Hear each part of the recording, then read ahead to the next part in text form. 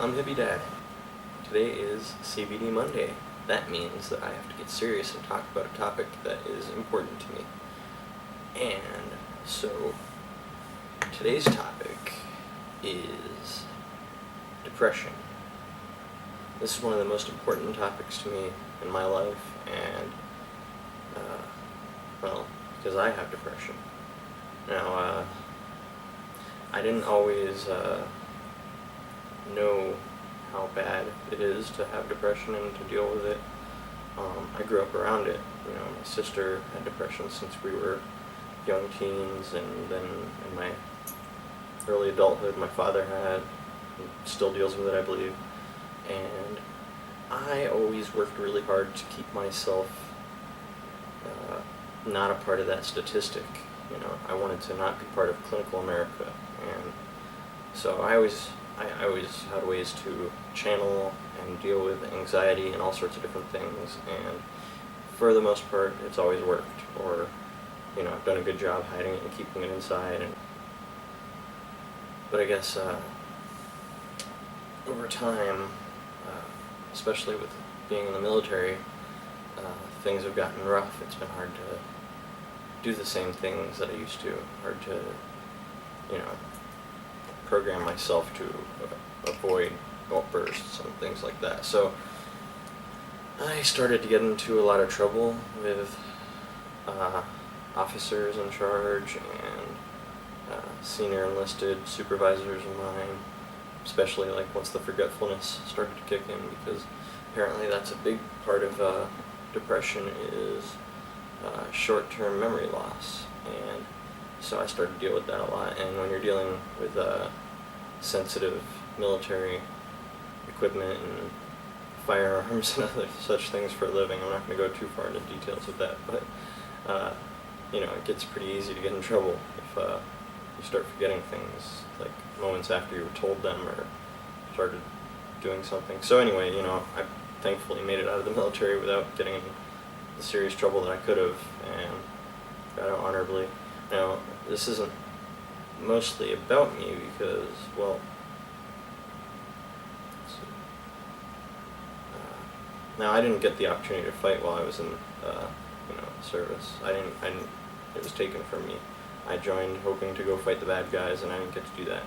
But so, yeah, I guess mine just happened to be because I had depression my whole life, and that's what I found out. And something at some point in my career triggered it. It could have happened before the Army even, but, you know, so it happened during, anyway. But the main reason I started uploading videos to YouTube, well, obviously was to share my daughter with my parents and my wife's family, and, you know, all that, and it worked really well for that. But then also, you know, I found that it helps me deal with my depression really well. So, you know, it gives me something to look forward to, along with, you know, some of the other things I do, like gardening and all sorts of stuff. There's a lot you can do, but then eventually, one of the worst parts is eventually you have to go to sleep, and so that part starts to bring you down because you can't keep on doing the things that make you happy or whatever. But it doesn't just affect myself, you know, it affects all the people around me, you know, and my family has to take the toll, so I do my best to not let them.